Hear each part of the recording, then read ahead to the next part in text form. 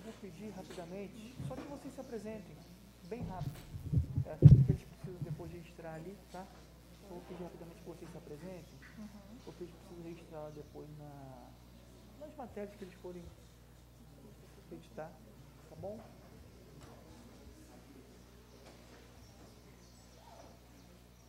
Podemos? Bem, bom dia a todos e todas. Inicialmente a gente agradece a presença, né, de toda a imprensa friburguense. Nós fizemos questão de fazer essa coletiva porque um dos pilares do nosso mandato, dessa gestão, é a transparência, né? Então estamos aqui para tirar todas as dúvidas, para apresentar o que a gente tem feito até aqui, qual é o nosso planejamento, né? A gente está tendo aqui uma oportunidade ímpar, né, com parte do nosso secretariado, a fim de expor a realidade dos fatos, né, com muita autenticidade, olhando olho no olho, a fim de dirimir qualquer tipo de dúvida ou questão que não tenha tido um pleno entendimento, tá bom? Então, eu vou pedir rapidamente que cada um dos secretários aqui presentes se apresentem e daí, em seguida, a gente apresenta um resumo, né, dos pontos mais críticos que a gente tem vivido até aqui, ok? Vamos começar aqui pelo meu lado direito.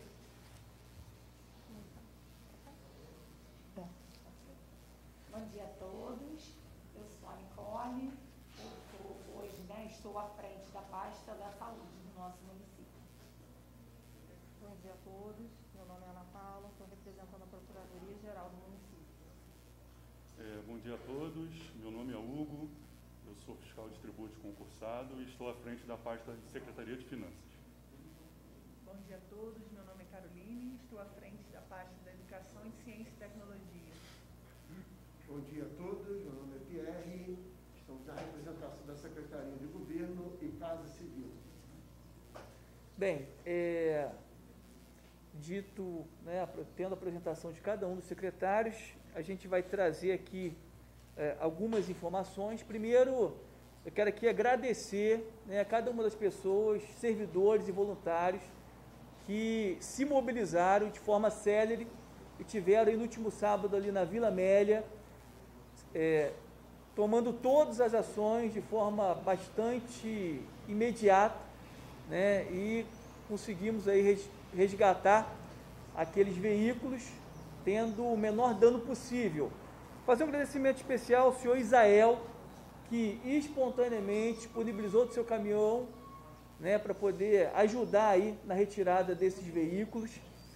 E destacar que recentemente houve uma reunião, o pessoal do GCP, o PR pode até explicar melhor essa questão, mas a Secretaria-Geral com a Casa Civil, né, já discutindo acerca dessa problemática, porque estava muito visível e claro para todos nós que em algum momento nós teríamos um incidente, né? Foi o que de fato aconteceu, graças a Deus não tivemos ninguém sendo atingido diretamente, tivemos aí algumas perdas materiais que serão recuperáveis, mas nós temos aí retidos cerca de quase R$400 mil na Caixa Econômica, né? A empresa não concluiu o trabalho à época, abandonou, e aí a atual gestão, antes desse incidente, já tinha iniciado um diálogo a fim de dar os encaminhamentos acerca dessa importante tratativa para a municipalidade, tá bom? Então, já aqui deixar isso claro,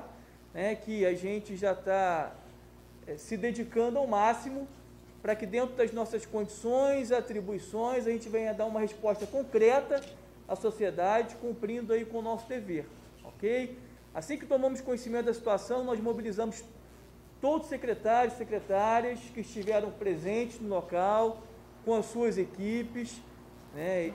Eu e o nosso vice Serginho também estivemos presentes, acompanhando o passo a passo ali daqueles desdobramentos, ok? Então é importante a gente inicialmente já trazer aí esse esclarecimento a todos. Algo que tem sido muito publicizado aí pelas redes de modo geral em relação nomeações e gratificações, né? Nós temos aí uma estrutura administrativa fundamentada na Lei Complementar 79, né, que reitero o que eu disse sempre enquanto vereador, é uma legislação completamente na contramão dos anseios e princípios morais, vai na contramão, né, daquilo que anseiam os servidores, e ela foi, lá à época, redigida, editada, aprovada pela Câmara Municipal, né, sem pensar no futuro da nossa cidade. Então, hoje, só para vocês terem uma ideia, nós temos inúmeras pessoas que estão nomeadas em cargos comissionados em funções que deveriam estar sendo ocupadas por cargos efetivos, funções efetivas, né? Infelizmente, por conta aí de interesses eleitoreiros, nós temos hoje pessoas que atuam em oficinas, nos cemitérios, agências comunitárias de correios e tantas outras mais que são comissionados. Nesse primeiro momento, a gente não tinha outra alternativa que não fosse nomear ou renomear, até porque existem algumas funções em que, se a gente não renomeasse, a gente teria uma lacuna. E como que essa lacuna da noite para o dia seria preenchida? Ainda assim, nós temos aí uma diferença de, não só de dezembro, mas comparando outubro, novembro, dezembro, de mais de 100 comissionados a menos do que a gestão anterior. Porque na nossa gestão, nós falamos que sepultaríamos, estamos cumprindo a risca, que não haveria indicação de vereador, indicação de A, B ou C.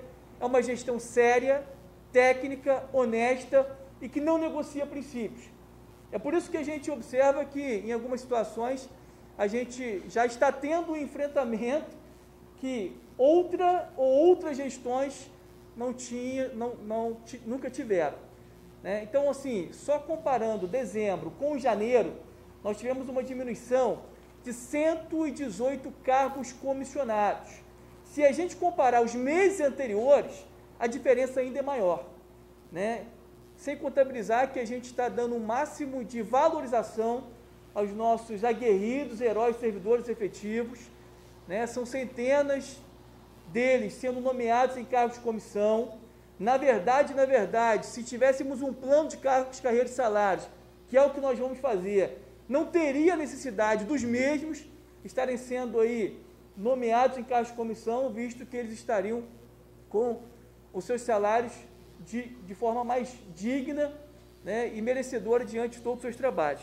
Ainda em relação à folha de pagamento, a gente precisa destacar que, comparando dezembro com janeiro, dentro de um levantamento preliminar, já houve uma economia superior a R$100 mil, só em gratificações. E a gente precisa destacar também que várias pessoas que são nomeadas, que são gratificadas, é por uma série de razões, né? Existe o contexto da equiparação salarial. É injusto, né, uma pessoa que exerce uma função de nível superior, uma função que tem nível superior, né, uma pessoa que gera uma série de benefícios, né, para a sociedade. Cito aqui, por exemplo, o pessoal da Procuradoria, né, que em tão pouco tempo conseguiu fazer com que várias ações, né, na Justiça, em desfavor do município, inclusive, né, altamente custoso, né, para a cidade, houve aí uma intervenção da nossa Procuradoria que obteve êxito em relação a alguns processos. Então, essa é uma questão que tem que ser pontuada. 2, aqueles que tiveram presente no último sábado, observaram que tivemos vários servidores do município.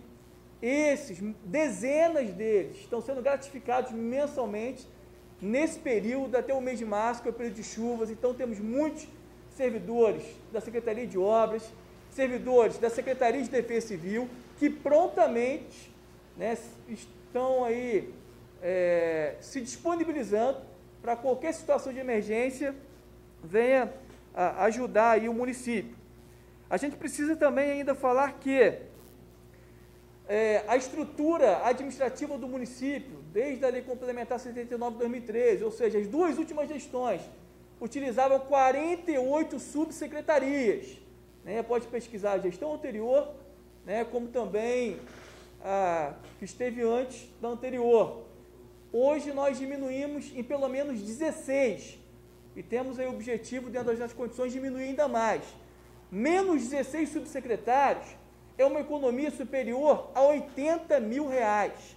Né? Então, se a gente botar na ponta do lápis, né, o que a gente está economizando, com o acúmulo de secretarias, que nesse momento são 3, com a redução de subsecretarias, com a redução drástica quanto à concessão de gratificações, com a redução de mais de 100 cargos comissionados, a gente chega aí a centenas de milhares de reais de economia aos cofres públicos aqui do nosso município. A gente tem um planejamento, obviamente obedecendo toda a legislação vigente, de fazermos processo seletivo para preencher parcialmente, né, essas lacunas que nós temos hoje em relação a cargos comissionados, para posteriormente avançarmos com o concurso público. Né? Infelizmente, desde as gestões anteriores, né, o Ministério Público tem ciência disso. Algumas pessoas que são nomeadas em subprefeituras, por exemplo, elas acabam exercendo atividade que não é condizente com o cargo.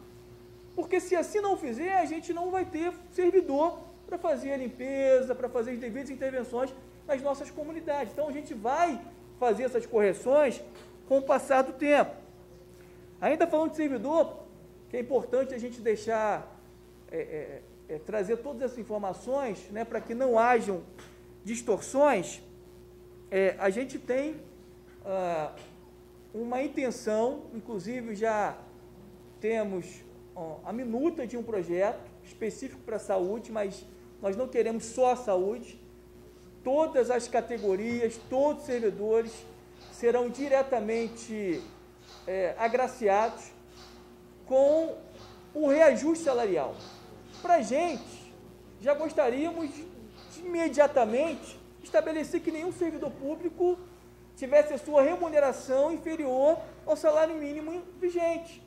Só que a gente tem a Lei Complementar Federal 173, no artigo 8º, que veda qualquer tipo de reajuste salarial até 31 de dezembro de 2021.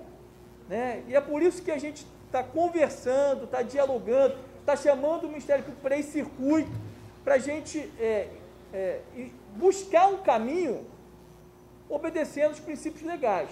Se a gente tiver condição, nesse ano 2021, né, avançar com essa pauta, encaminhar para a Câmara aprovar, a gente sancionar, já começar a valer nesse ano, é o que todos nós queremos.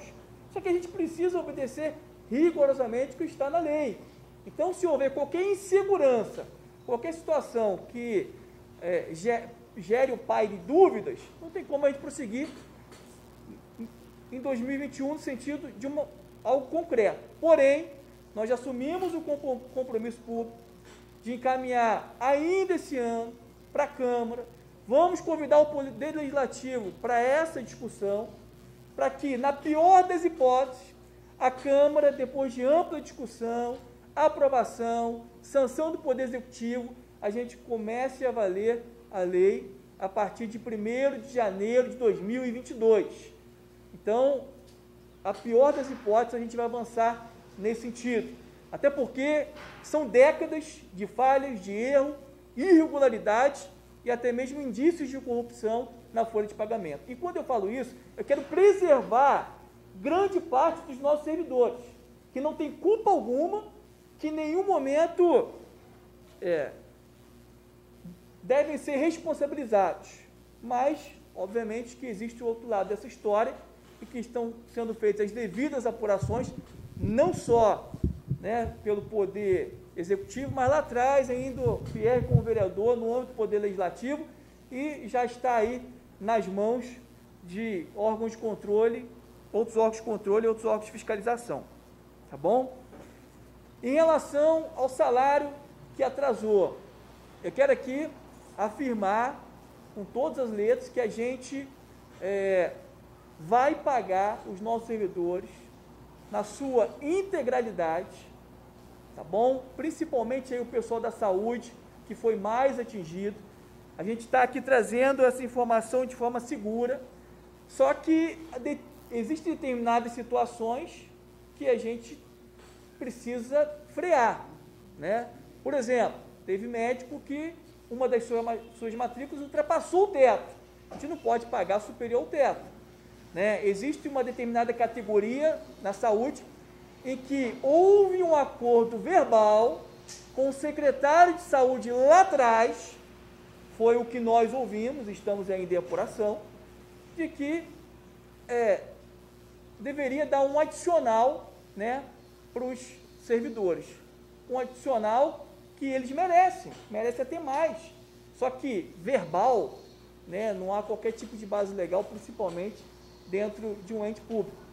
Então, a gente está fazendo todas as averiguações, já conversei com a secretária de saúde, Nicole, a gente vai estudar uma possibilidade de valorizá-los, de honrá-los e dignificá-los, mas a gente precisa de uma base e de um caminho legal para isso, tá bom? A gente está aí no trâmite final, né, de pagamento das rescisões. Infelizmente, a gestão anterior não deixou reservado o recurso para fazer tais pagamentos. A gente tem hoje uma estimativa da LOA, Lei Orçamentária Anual para 2021, em cerca de menos de 20 milhões, quando comparado com os exercícios anteriores, e a gestão anterior tinha anualmente um acréscimo de 30 a 50 milhões de reais. Então, na verdade, a diferença da atual gestão para a gestão anterior não é de apenas 20 milhões, apenas entre aspas, né?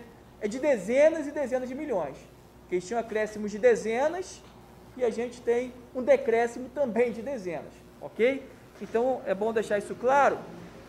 Toda a Secretaria de Fazenda, todos os diretamente envolvidos nesse processo aí de rescisão, estão dando os devidos encaminhamentos, inclusive nós teremos que fazer uma série de remanejamentos dentro do orçamento para garantir o pagamento de todos aqueles que trabalharam no município até 31 de dezembro de 2020, tá bom?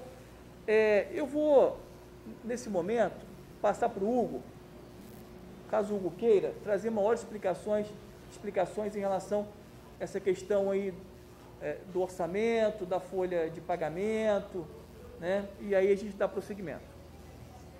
Novamente, bom dia a todos. É importante a gente esclarecer a questão da cronologia da folha de pagamento, tá? Para tirar maiores dúvidas aí que surgiram ao longo do processo. A gente teve a exoneração de todos os nomeados no final do ano passado, tá? E, obviamente, a gente teve que renomear vários deles para que a máquina pública pudesse dar continuidade, né, no início do ano. E isso acabou gerando críticas infundadas, né, em relação a essas nomeações. Como o prefeito já colocou, a gente conseguiu uma significativa redução nessas nomeações. A gente vai continuar dando transparência a esses dados, tá? Porque a gente teve o fechamento da folha na sexta-feira, a última folha suplementar. Então, alguns dados a gente ainda não consegue fornecer neste momento, mas a gente se compromete a fornecê-los no devido tempo. É importante frisar que, ao longo do mês de janeiro, o RH teve um trabalho incessante junto a todas as secretarias, tá? E o prefeito também estava presente, para que houvesse todo um estudo em relação a cada folha de pagamento das suas secretarias, visando a redução dessas folhas. A gente conseguiu aí essa redução, também esse dado já está sendo apurado e a gente vai fornecer, mas o prefeito já colocou algumas informações que ficaram claras aí no sentido dessa redução.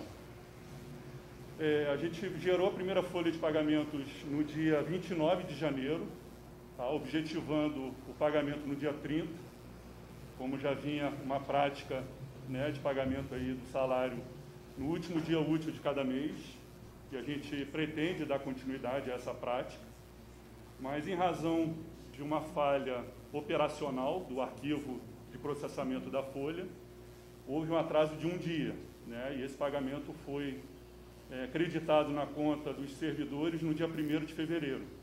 Tá? E no dia 3 de fevereiro a gente gerou uma segunda folha, por uma decisão administrativa, né? A gente pagou a diferença salarial daqueles que haviam recebido a menor. Conforme o prefeito já havia colocado, inclusive, nas redes sociais, nenhum servidor teria sua remuneração reduzida. Todos receberiam a integralidade do valor. E, por fim, no dia 5, de fevereiro, a gente gerou uma segunda folha suplementar para sanar casos pontuais, né, de pagamentos. E, obviamente, se surgirem novos casos, a gente vai apurar um a um, como a gente tem feito, para que ninguém tenha a sua remuneração reduzida. Tá? A gente não consegue fazer esse pagamento agora, em fevereiro, porque já tivemos que fechar a folha, para dar cumprimento aos encargos sociais. Mas essas análises serão realizadas para possíveis ajustes na folha de março. Bom, com relação à folha é isso. Eu tenho alguns outros dados financeiros, que não sei se é o momento adequado. Pode falar. Tá? A gente já pode passar aí para vocês. A gente teve aí um primeiro mês bastante conturbado, financeiramente falando. Tá? A gente foi se deparando com situações críticas ao longo do mês, de bloqueios judiciais, que atingiram a ordem de 2,1 milhões no mês de janeiro. Tá? E em 2020, esses bloqueios atingiram as cifras de 25 milhões de reais, um valor bastante significativo, e que a gente está estudando maneiras de sanar isso. Tá? Junto à Procuradoria, a gente pretende minimizar esse impacto financeiro. Tivemos bloqueios também do INSS patronal de novembro de 2020 e do 13º, a primeira parcela, no valor de R$ 2.500.000. Tá? Porque a antiga gestão não quitou esses valores e aí a Receita Federal veio e bloqueou imediatamente nas contas do município. Precatórios, também um assunto importante. A gente também, junto com a Procuradoria, a gente tem trabalhado muito em razão disso.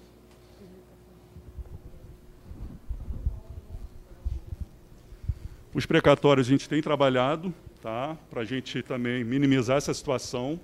Hoje a gente tem uma dívida de 37 milhões aproximadamente em precatórios. Já quitamos uma primeira parcela que havia sido acordada pela antiga gestão junto aos tribunais no dia 31 de janeiro, na ordem de 790 mil, e temos um novo pagamento agora no dia 10 de fevereiro, também desse valor. Tá? A gente está negociando junto aos tribunais para diminuir esse valor, que é um comprometimento no orçamento do município grande, mensalmente falando, mas a gente se compromete a pagar aí esse valor mensalmente, porque é importante para o município até para repasses de emendas parlamentares, enfim. A folha de pagamento, a última apuração que a gente fez, agora em janeiro a gente pagou o valor aproximado de 7.200.000, tá? É um valor abaixo do que a antiga gestão vinha pagando, só que a gente não tem uma base muito bem definida ainda de comparação nesse início do ano, porque a gente teve os servidores da educação de férias. Então, a gente vai conseguir passar esses valores para vocês a partir agora da folha de fevereiro, março. A gente vai ter uma base melhor de comparação. A gente também está com uma dívida junto à Receita Federal de INSS, Fundo de Garantia, na ordem de 47 milhões de reais, tá? Que o município retomou os pagamentos de 500 mil aproximadamente por mês, agora em janeiro, sendo que a antiga gestão estava com 3 meses de atraso em relação a esses parcelamentos. Como o prefeito bem colocou, a gente se organizou para pagar as rescisões até quarta ou quinta-feira dessa semana, tá, dos servidores que foram exonerados no final do ano passado, e esse valor chega próximo a 900 mil reais. Então, a gente se comprometeu, né, prefeito, a pagar esses valores agora ainda essa semana. E temos passivos trabalhistas na ordem de 16 milhões de reais, aproximadamente. Então, como os senhores podem reparar, realmente a gente vai precisar trabalhar duro para equilibrar as finanças do município. Tá? Esse é o nosso objetivo. A matemática é simples, a gente tem que ter uma receita maior do que as despesas, obviamente, até porque a gente está lidando com dinheiro público, né, e a gente vai trabalhar nesse sentido. tá bom? Então, esses são os dados preliminares. Me coloco à disposição aí para tirar maiores dúvidas.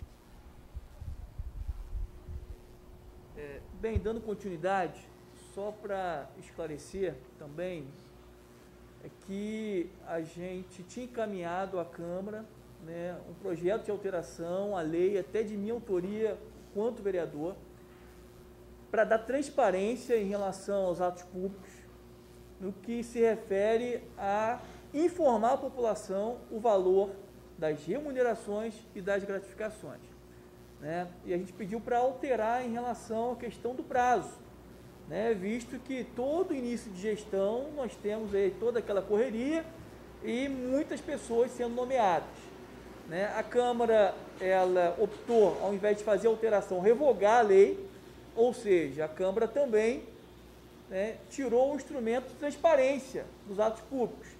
E nós continuamos apresentando à população, porque poderíamos, se tivéssemos outras intenções, amparado na lei, nem divulgar no portal no Diário Oficial, os valores das remunerações.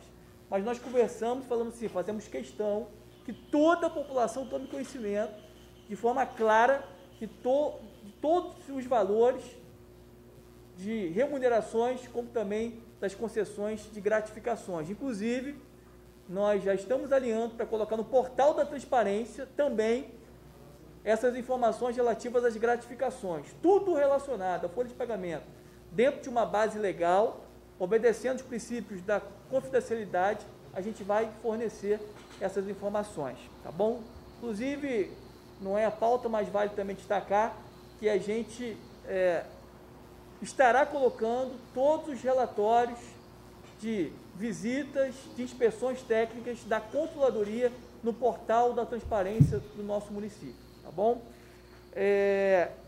Ainda sobre o precatório, né, que a gente teve que pagar aí quase R$800 mil, a atual gestão, no período de transição, não foi cientificado, né, desse parcelamento, que foi feito às 48 do segundo tempo da gestão anterior, causando uma série de transtornos. Poderia até ter feito o parcelamento dentro de uma condição que fosse mais favorável ao município, né? Então, é importante a gente trazer esse esclarecimento e dizer e reafirmar que nós não estamos aqui para justificar, né, o porquê da situação atual do município. Nós já sabíamos, né, o que enfrentaríamos, né, e estamos aqui nessa missão. Eu tenho certeza, todos temos a plena convicção que a gente vai dar a volta por cima. Somos seres humanos, temos nossos erros, temos as nossas falhas, temos as nossas limitações, mas dentro de uma gestão pública, o que eu considero como princípio primordial, essa gestão tem, que é a honestidade, né, acima de tudo, e atrelado a outros princípios importantes, tá bom? Dando sequência, vamos entrar aqui em... desculpa. Eu só queria complementar a questão do precatório, que é muito importante. Depois tem que limpar a mão com álcool em gel. Queria trazer um ponto importante sobre a questão dos precatórios do município, que a gestão anterior, né, a questão da Procuradoria, não se manifestou no processo junto ao Tribunal de Justiça, sendo condenada a alíquota mais alta do tribunal, que é considerada 1,86, o que levou a uma parcela mensal de R$790 mil. Estamos falando de um débito esse ano de 9 milhões, e que foi deixado nos cofres da Procuradoria 2.900.000, ou seja, insuficiente para a cobertura do pagamento dos precatórios esse ano. É importante colocar esse ponto. Não, perfeito, doutor. E assim, na verdade, isso é até, né, um crime fiscal. Como é que você faz um acordo na justiça para parcelar, né, um valor que ultrapassa 10 milhões e você tem uma previsão orçamentária de menos de 3 milhões? A finança não foi consultada, né? Não, exatamente.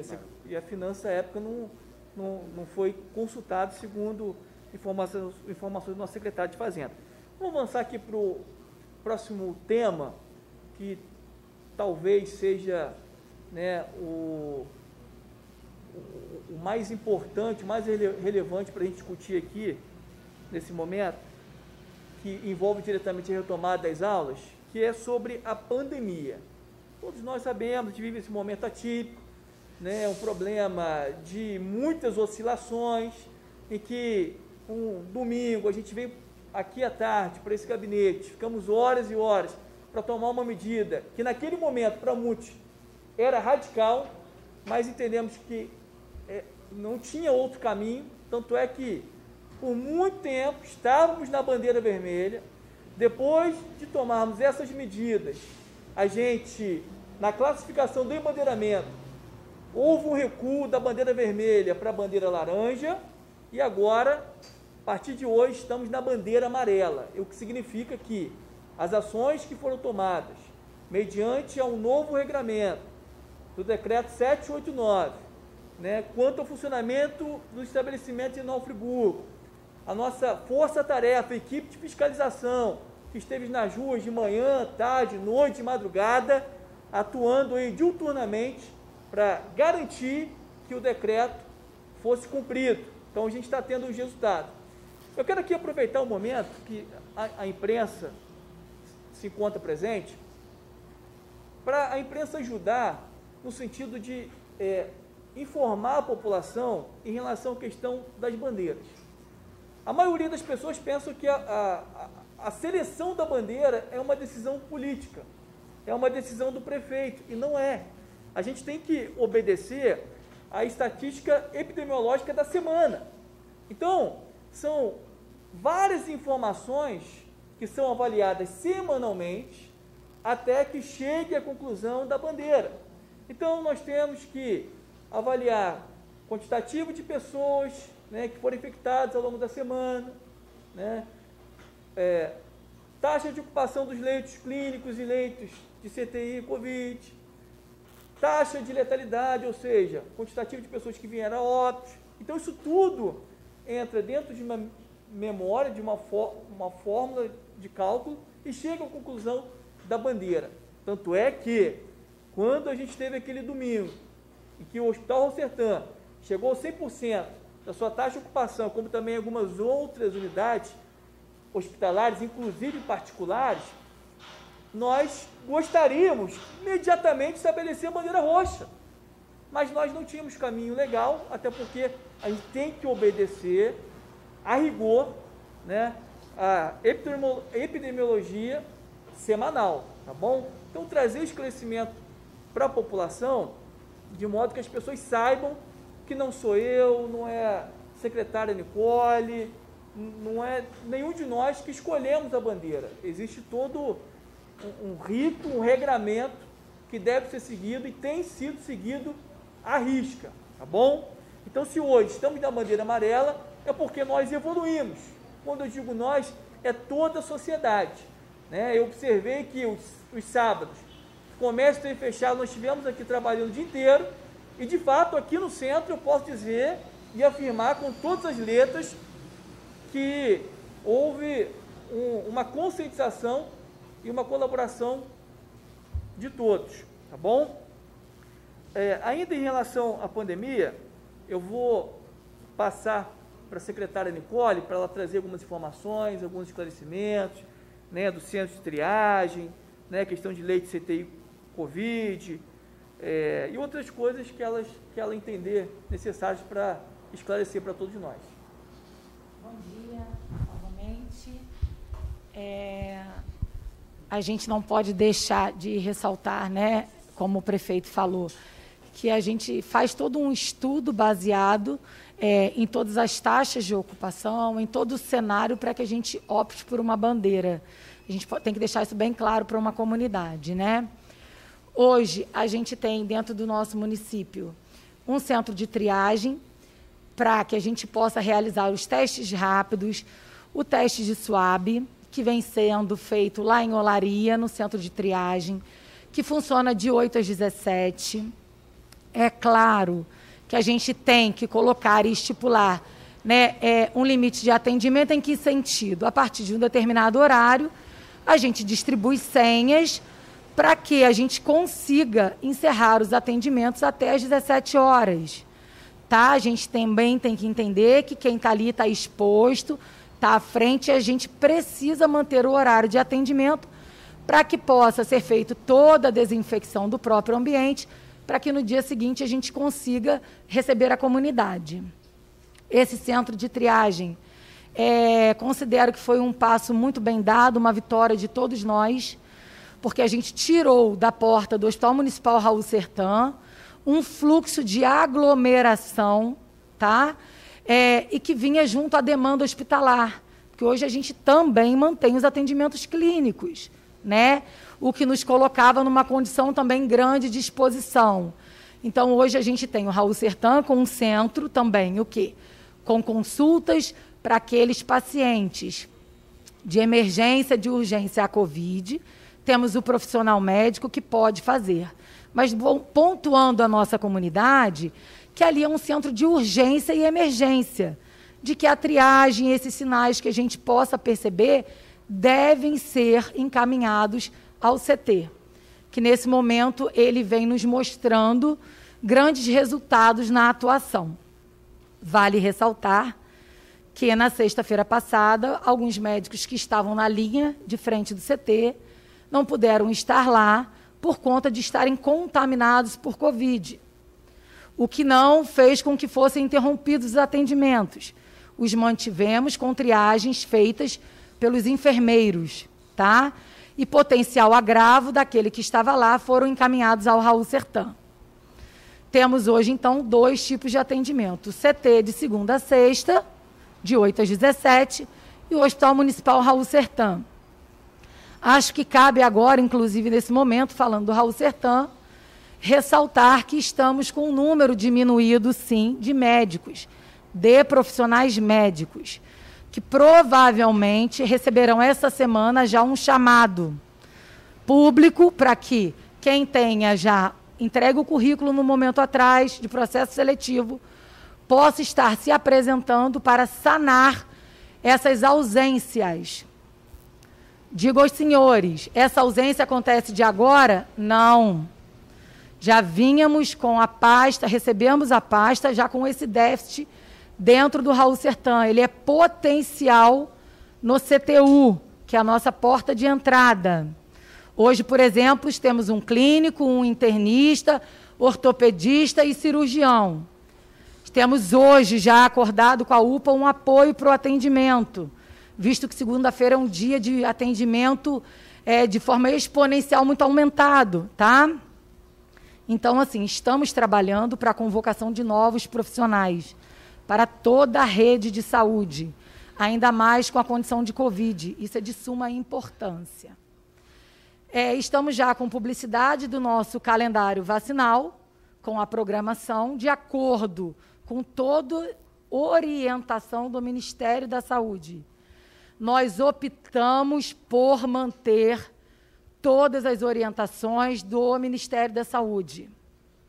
Entendemos uma demanda muito grande de que um veio a ser vacinado, outro não, algumas instituições requerendo, profissionais liberais. Já foi passado na sexta-feira, já está em publicidade, né, já está público, como faremos com o nosso calendário.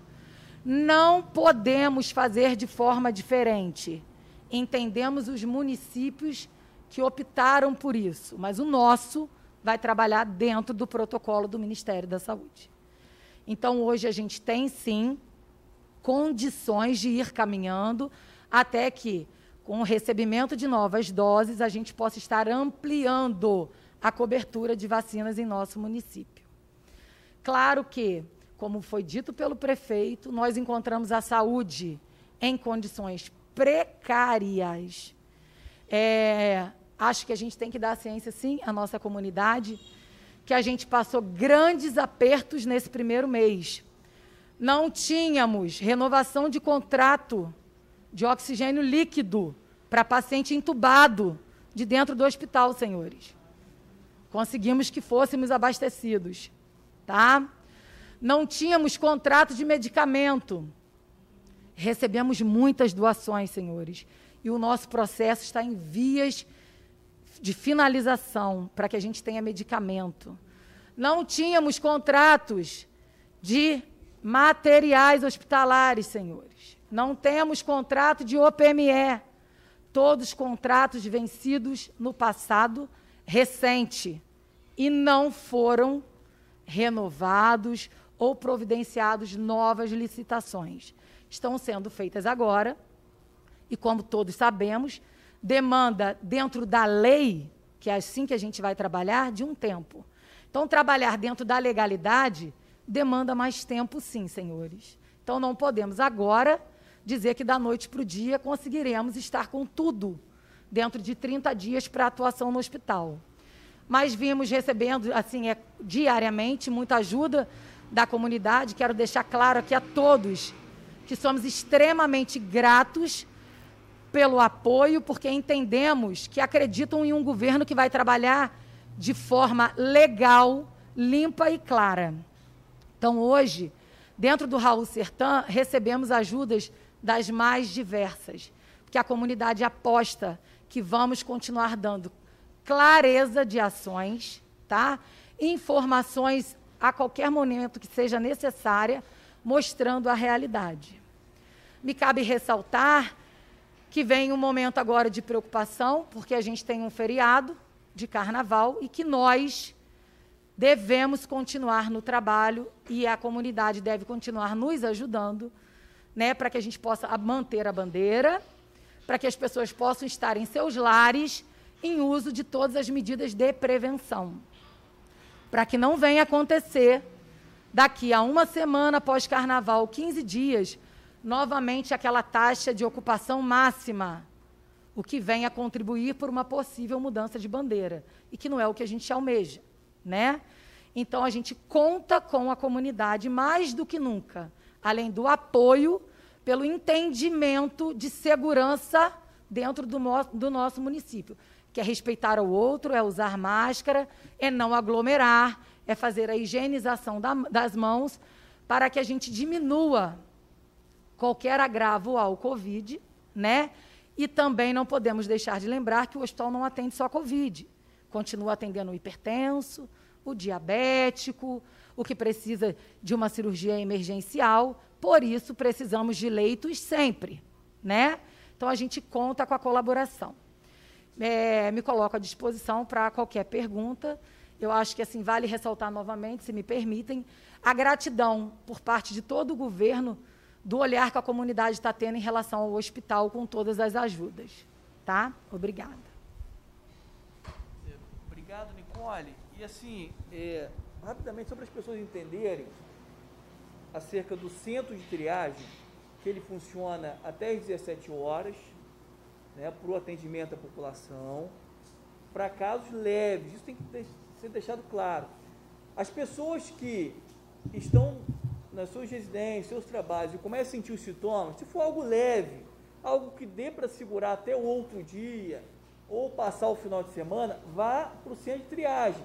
Se for algo mais grave, em qualquer momento, né, vá direto para o Raul Sertan. Então, chegou à noite, né, está com sintomas aflorados, encaminhe para o Raul Sertan, tá bom? É só para a população entender e que em nenhum momento ela vai ser desassistida, tá ok?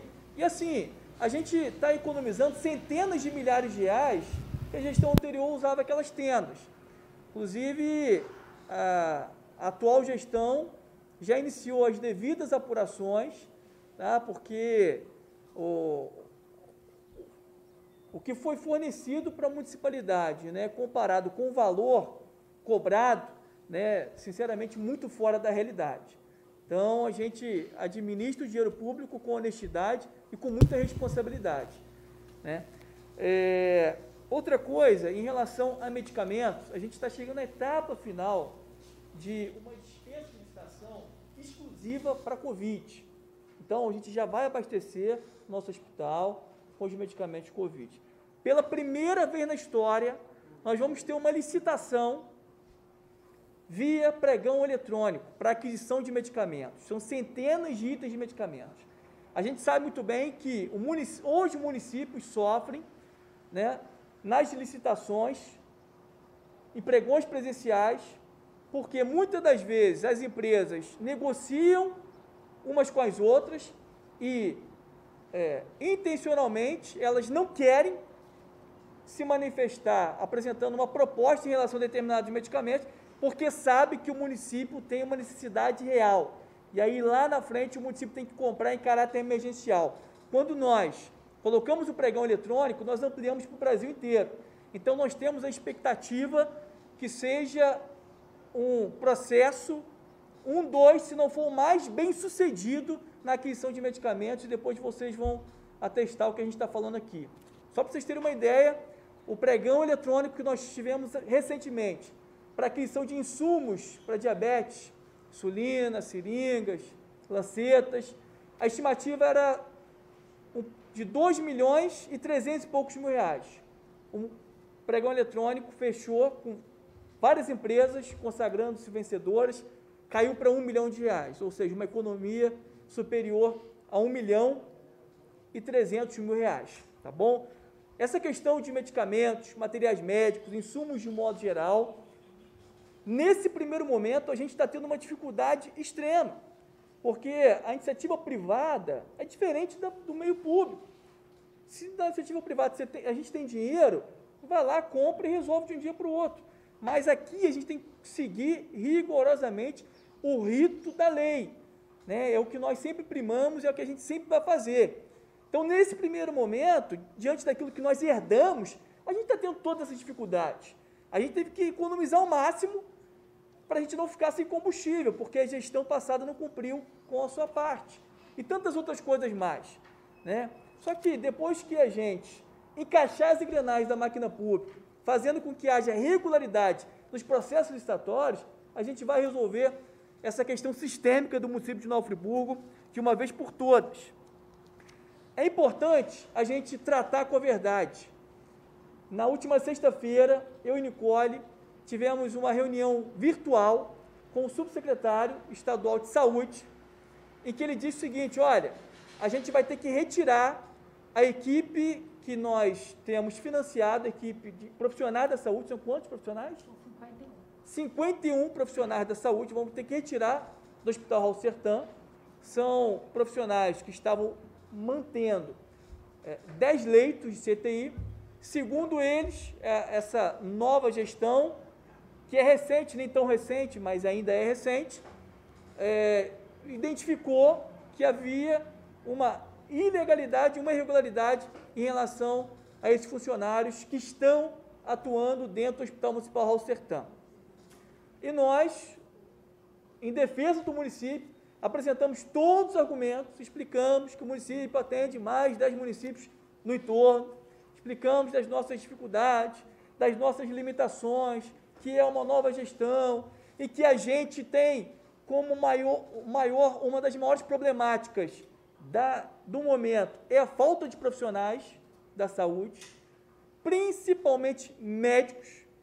É por isso que a gente ainda não conseguiu ativar mais 10 leitos de CTI. A gente tem estrutura lá, está tudo montadinho, está tudo bonitinho, né? Faltam uns ajustes finos, mas o que mais a gente tem necessidade nesse momento é com a mão de obra especializada. Então, nós pedimos um tempo à Secretaria Estadual de Saúde para que a gente busque um caminho para resolver esse problema, tá bom? Então, assim, a gente está correndo contra o tempo em relação ao processo seletivo para que a gente tente fazer com que esses profissionais que atuam no Raul Sertã façam esse processo, tomara que outros façam, né? Mas como a gente está com déficit de profissionais, então que pelo menos esses façam no interesse de permanecer atuando dentro do Hospital Municipal Raul Sertã. E quem sabe a gente tem uma surpresa positiva, Nicole, nesse processo e consigamos atrair outros profissionais médicos para daí então a gente não só garantir esses 10 leitos de CTI, que tem a equipe financiada pela Secretaria Estadual de Saúde, mas que consigamos avançar no sentido de fazer ampliação de leitos. Ainda falando sobre saúde, a gente precisa destacar que nós temos de longa data um grande problema em relação à prestação de serviço de alimentação. do Hospital Maternidade, mas principalmente do Hospital Municipal Raul Sertã. Foi feita a CPI, foi descoberta uma série de irregularidades, nós apontamos o caminho da corrupção, inclusive já teve aí decisão da Justiça bloqueando bens do antigo chefe do Executivo, ex-secretários municipais, né, e esperamos sinceramente que tenhamos novos desdobramentos de todos aqueles que cometeram crimes, que foram na contramão dos princípios legais e morais, vão estar recebendo as devidas sanções a rigor da lei, tá bom? E o que ocorre? Né? A gestão anterior firmou contratos de quase 3 milhões de reais com a empresa global para prestação de serviço na maternidade, e a gestão anterior, por uma questão de continuidade do serviço, que assinou um termo aditivo. Houve um erro, teve que fazer uma re-ratificação, e aí o atual chefe do Executivo teve que assinar para que a gente não fique sem a prestação de serviço. Então, isso aqui é para desmistificar qualquer insinuação de que nós compactuamos com algo que possa ser errado. Destacando que a gestão anterior e a gestão que foi anterior, na alimentação era só contratos emergenciais no Raul Sertã. Só depois que foi levantada uma CPI na Câmara, que teve, então, a licitação, que era só emergencial. Tanto é que no emergencial era 5 milhões que gastava por ano. Depois, para a licitação, caiu para 4 milhões e pouco. Ou seja, uma economia aproximada de 1 milhão de reais por ano. E nós, em relação ao Hospital Maternidade, já estamos nos mobilizando para a gente retomar o serviço. E lá na frente, nós vamos mostrar para a população, para a imprensa, qual vai ser a economia.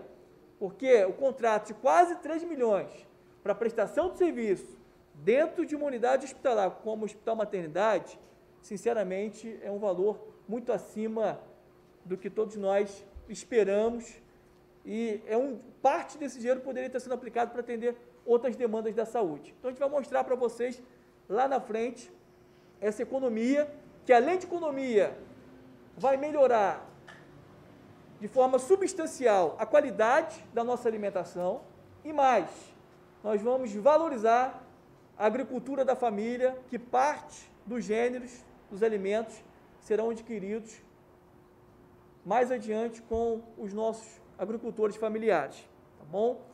Em relação ao Hospital Municipal Raul Sertã, alimentação, a gente teve que fazer um processo às pressas, porque a gestão anterior iniciou um processo que estava caminhando a passos de tartaruga, e aí quem quiser depois pode pegar o passo a passo desse processo, para poder também ter esse mesmo diagnóstico, e a gente está fazendo um processo às pressas, para garantir que haja continuidade desse importante serviço, que não pode ser interrompido, que é a alimentação dos pacientes, dos servidores e dos acompanhantes. Em breve, a gente vai trazer maiores informações, destacando que também o Hospital Raul Sertã, a gente vai reassumir esse serviço. Então, só no ano passado, foram gastos em torno de 7 milhões de reais na alimentação do Raul Sertã e do Hospital Maternidade. E aí, lá na frente, a gente retomando o serviço, nós vamos mostrar para a sociedade friburguense o quanto que a gente vai estar gerando de economicidade em favor aí da municipalidade. Tá bom? É importante a gente trazer esses e tantos outros esclarecimentos. Bem, a Nicole comentou a questão da vacina. Gente, olha só, nós temos um plano nacional de imunização e também temos o plano estadual de imunização. Nenhum município pode violar esses planos. Então, assim, a gente até viu que foi noticiado que os municípios vizinhos, né, estão na nossa frente porque iniciaram a vacinação para idosos. Mas nós vacinamos os idosos asilados, os idosos que, nesse primeiro momento, estavam assegurados de serem vacinados dentro do Plano Nacional de Imunização. Uma particularidade do município de Nova Friburgo quando comparado com os outros municípios. Nós temos muitos profissionais da saúde, muitos. Nós temos um hospital municipal que atende de forma regionalizada. Então, nós temos até médicos de municípios vizinhos que atuam aqui dentro, que estão sendo vacinados dentro de Nova Friburgo. Então, tem até informação aqui, ó. Se fizer um cálculo proporcional do quantitativo de profissionais da saúde que nós temos, comparado com outros municípios, a gente está muito à frente. O que isso significa? Que, seguindo à risco o Plano Nacional de Imunização, nós não podemos imunizar os nossos idosos, mesmo que eles mereçam, e merecem mesmo. Né? Se eu tivesse que escolher, com todo respeito, eu colocaria os idosos na frente. Mas se eu fizesse isso, eu estaria cometendo crime. Então, primeiro os profissionais da saúde, depois segue todo o Plano Nacional de Imunização.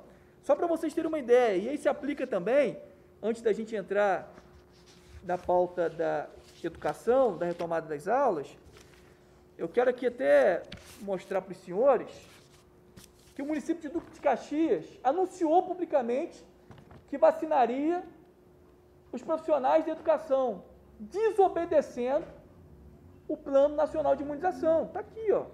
No último dia 4 de fevereiro de 2021, da doutora Elizabeth Maria Saad, ela intimou o secretário municipal de saúde acerca dessa violação e se colocou para que ele cumpra imediatamente o plano, quer dizer, cumpra no prazo de até 48 horas, senão multa pessoal diária no valor de R$50 mil. Então, a gente precisa trazer esse esclarecimento que a gente tem que cumprir a risco o plano.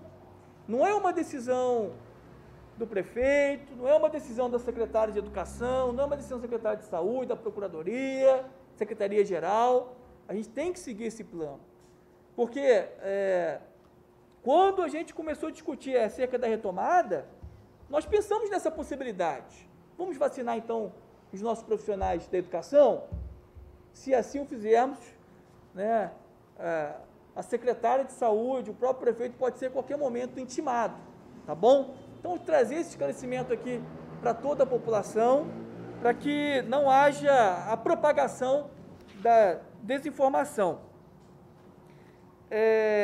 Vamos entrar aqui na questão da retomada das aulas, que é uma das temáticas mais afloradas nesse momento. Antes, porém, só passar aqui o relatório total. Nicole, apresenta o pessoal, fazendo favor. Aqui sobre as vacinas, né? Nós recebemos aqui no município a Coronavac, do Butantan, 4.640 doses, da AstraZeneca, de Oxford, 2.120, tá? Um total de vacinas que recebemos foi 6.760, tá? Doses. E a gente tem um quantitativo hoje de 3.574. Secretária, como será feito? Será feito dentro do protocolo do Ministério, onde a gente já tem equipes para a gente estar trabalhando nesse momento, tá? Para seguir com o programa. Daria para a gente abrir, já iniciar e avançar com esse processo até o final? Não. Amanhã recebemos um comunicado de que estaremos recebendo novas doses. Aí sim podemos continuar avançando. Só que, como a gente informou, a gente depende da chegada de vacinas para que a gente consiga ampliar com a vacinação em nosso município. Então, tem os dados aqui, estão claros, caso queira depois, a gente pode estar passando esses números, tá bem? Fica à disposição, dando clareza à comunidade de que a gente segue esse protocolo. A gente não tem o interesse em beneficiar A ou B, porque isso não está no protocolo, né? Gostaríamos mesmo de fazer a todos, mas neste momento a gente não tem todas essas informações como gostaria. A gente inclui que esse total de vacinas da Coronavac já vem para uma segunda dose. Então, a gente já vai fazer o quê? A cobertura total do público que já recebeu a primeira, né? Então, a gente deve estar recebendo amanhã, pelo comunicado do Estado, para que a gente volte àquele público que recebeu da Coronavac para ser submetido à segunda dosagem. Aí, sim, depois do tempo hábil, entendemos que esses profissionais já têm aquela cobertura que a vacina vai promover a eles. Tá bem? A gente está à disposição, depois, caso tenha alguma pergunta.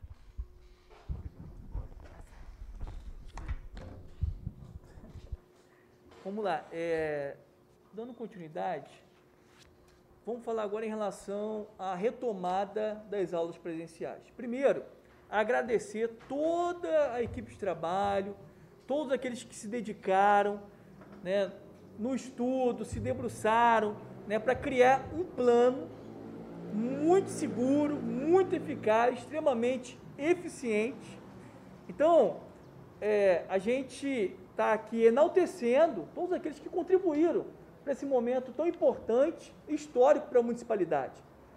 E dizer que o nosso plano, o decreto que contempla grande parte desse plano, com todo o respeito que eu pude pesquisar em alguns municípios, o nosso tem uma riqueza de detalhamento e de cuidados no sentido da prevenção dos educadores e das crianças, que não é qualquer outro município que tem. Então, a gente precisa reconhecer publicamente os esforços e a dedicação, né, dos sindicatos, dos conselhos, das secretarias, de todas as entidades que participaram efetivamente desse processo. Agora, a gente precisa também dizer que esse grupo de trabalho que foi instituído desde a gestão anterior e que a atual gestão ampliou a participação de instituições da cidade, inclusive incluindo a Câmara Municipal, justamente no sentido de aperfeiçoar as discussões. O objetivo com esse GT era dar um norte, ajudar ao município em relação ao enfrentamento desse momento. Então, assim, não significa, com todo respeito ao grupo de trabalho, que ele teria o poder decisório, né? Ele foi e tem sido muito útil para todo o município, apresentou um plano, repito aqui, muito eficaz, um plano em que grande parte dele está dentro do nosso decreto da retomada das aulas, só que, além de ouvi-los, a gente também precisa ouvir, né, diversos órgãos mundiais e brasileiros. Nós temos a Organização Mundial de Saúde, nós temos a Unicef, está aqui, a Unicef pede a prefeitos e prefeitos eleitos que priorizem a abertura segura das aulas. Nós temos aqui, depois, quem quiser pode pesquisar, isso é tudo ano 2021. Retorno seguro das aulas. Sociedade Brasileira de Pediatria. Já existe uma manifestação da Sociedade Brasileira de Pediatria para o retorno das aulas. Então, gente, a forma com que foi colocado o plano, na minha concepção, na minha avaliação, só não foi perfeito por conta do embandeiramento. O embandeiramento em que dizia que deveria ser 4 bandeiras verdes para reabertura é inexequível. Por que é inexequível? Porque se a gente olhar ao pé da letra o plano, ele tem uma série de regras que, em um dado momento acontecendo, as escolas serão suspensas das suas atividades ou sequer elas serão reabertas. Então, para quem leu ou estudou o plano, vai entender exatamente do que eu estou falando. Então, quando a gente conversa aí com os psicólogos, pediatras, com os próprios infectologistas, eles apresentam um cenário que, se houver tomada de medidas que sejam seguras e preventivas, a gente tem totais condições de retornar. É por isso que a gente está caminhando nesse sentido. E aí também a gente precisa dizer que nós colocamos no rol da essencialidade a educação, porque entendemos que a educação é essencial. As nossas crianças estão sendo muito afetadas no seu dia a dia. Tem crianças ficando depressivas, crianças obesas, crianças recebendo abusos de diversas naturezas, crianças, né, passando uma série de vulnerabilidades e que, quanto às mesmas são dirigidas às unidades educacionais, o impacto diminui. Então, é uma questão de responsabilidade. É por isso que grandes órgãos internacionais e nacionais se manifestaram publicamente pelo retorno das aulas. Só que é um retorno seguro, é um retorno com responsabilidade, é um retorno que a qualquer momento, se houver necessidade, a gente toma a medida drástica que tomamos algumas semanas atrás.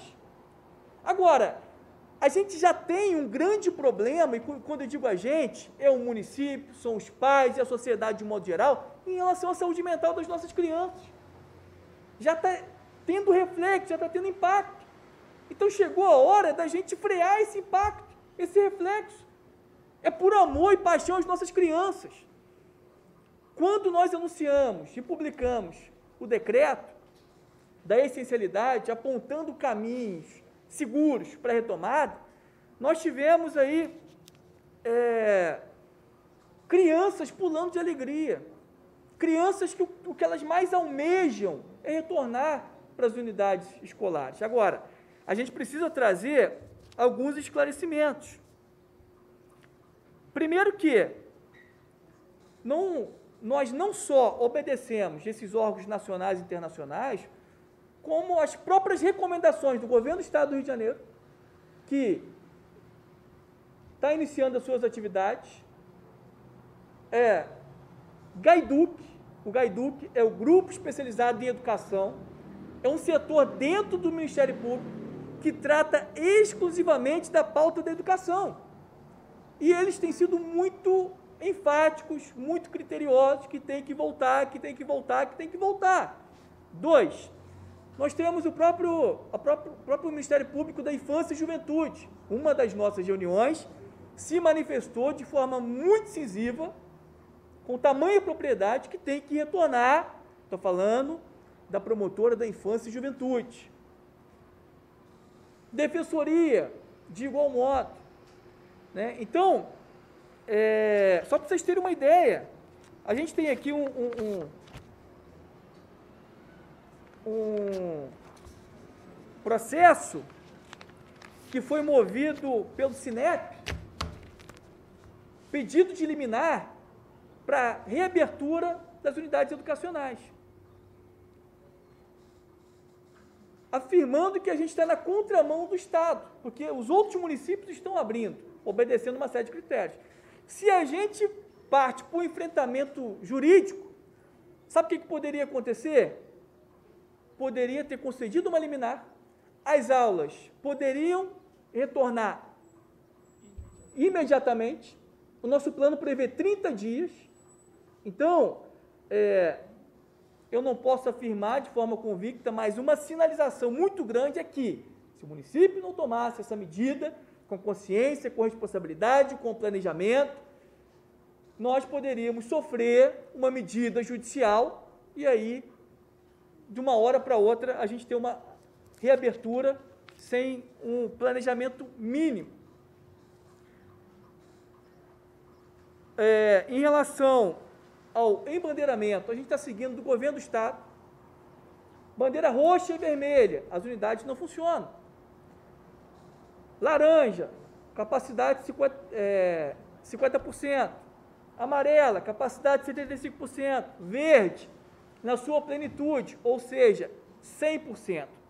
Agora, a gente precisa, além de trazer essa informação, de que na vermelha, por exemplo, não funciona, e que tem vários dispositivos dentro do plano que foram reaproveitados para o decreto municipal, em que diz, por exemplo, que quando um profissional, em algum momento, ele é infectado pela Covid-19 e ele tem um trânsito no âmbito da unidade, a unidade vai ficar suspensa durante 14 dias.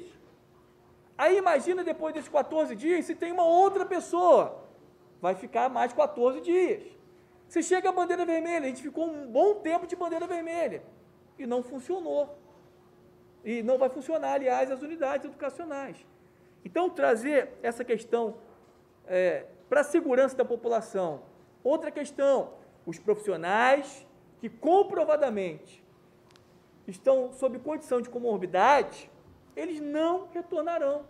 A gente tem um apreço muito grande por essas pessoas. Então, elas não serão expostas. Ok? Uma outra situação, não tem qualquer tipo de obrigatoriedade. Oi? Exatamente. É opcional para a família não se sentir segura, ela não tem o porquê de determinar, né? Não tem nada disso. Então, são questões que a gente precisa pontuar para desmistificar muita coisa. E vou repetir o que eu disse agora há pouco. Se tiver necessidade, Gabi, a qualquer momento, da gente pegar e tomar uma medida, uma atitude drástica, a gente vai fazer. Inclusive, a gente está conversando sobre a possibilidade da gente contratualizar leitos de CTI pediátrico. Tomara que a gente nunca precise, mas se a gente conseguir essa contratualização, assim nós faremos. Né? Nós gostaríamos até de ter o nosso próprio nesse momento, mas com a escassez de profissionais, nem adianta. São vários profissionais, várias especialidades. Colocar o edital na rua, a gente não vai conseguir a contratação dos mesmos, e aí a gente não vai conseguir abrir os leitos. É por isso que a gente está pensando aí nessa contratualização. Então, a gente já falou em relação à questão da vacina, que está tendo muita cobrança, né? Por mais que nós queremos que os nossos profissionais de educação sejam vacinados, nesse momento não há qualquer tipo de possibilidade, porque tem que obedecer o Plano Nacional de Imunização, senão nós vamos sofrer, né, as sanções previstas na lei, ok?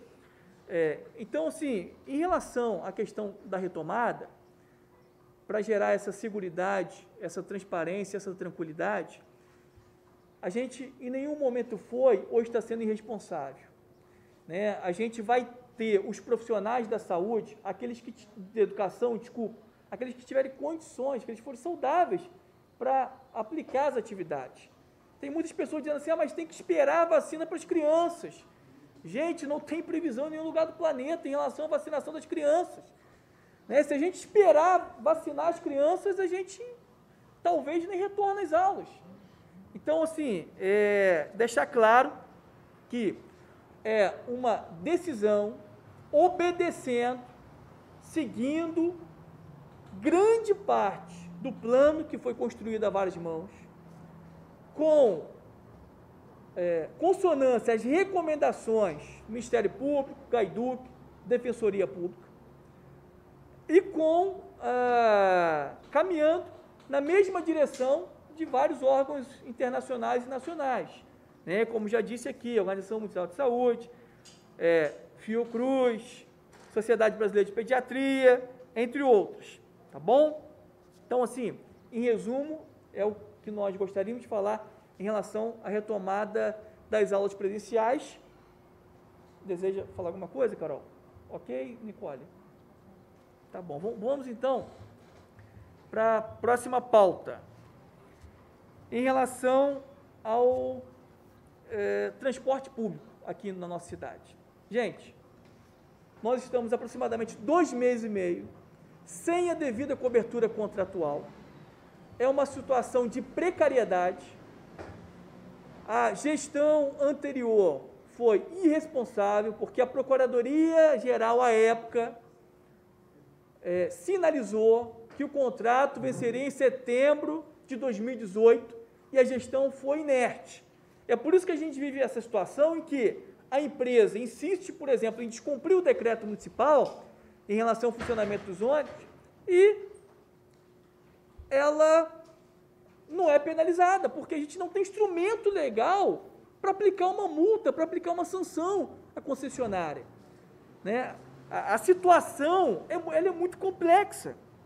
Ela tanto é complexa que o Ministério Público do Rio de Janeiro ele se manifestou veementemente contrário à concessão do subsídio. vem depois o Ministério Público do Trabalho e se manifesta de forma favorável. Então, nem o Ministério Público do Trabalho e o Ministério Público do Estado está tendo consonância nos seus posicionamentos. Tá? Isso é algo que a gente precisa trazer para vocês, né? E assim, com todo respeito aos canais de imprensa, né, que veiculam as informações de Friburgo e região, nós temos outros municípios com situação parecida com a nossa cidade e que, sinceramente, eu não vejo a mesma publicidade, ou talvez não há publicidade.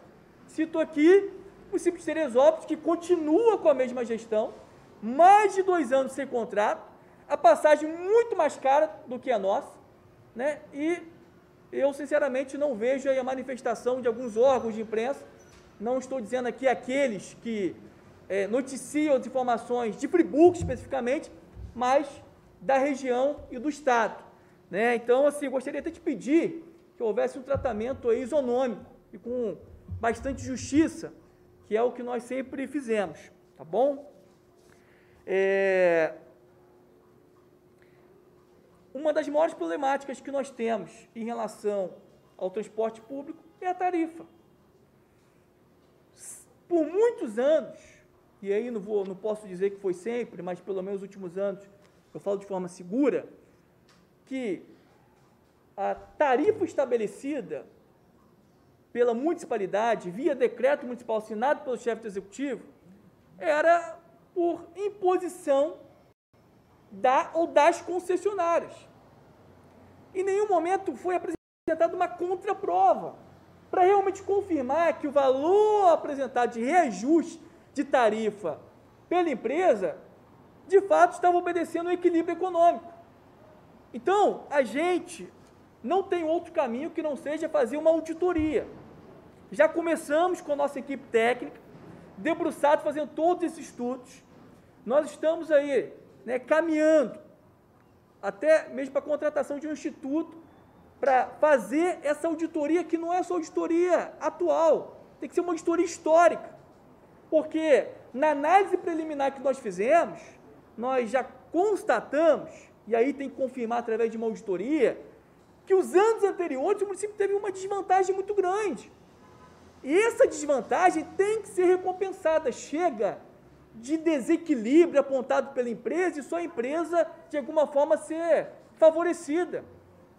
Se for necessário a gente apontar um histórico de desequilíbrio em desfavor da municipalidade, assim o faremos e vamos requerer o ressarcimento aos cofres públicos, através de um caminho que seja legal, tá bom? Então, em resumo, é isso que a gente tem para falar, e que eu tenho para falar acerca da FAO. Vou passar para a doutora Ana Paula, nossa procuradora, que vai poder dar maiores esclarecimentos. É importante que o prefeito colocou isso.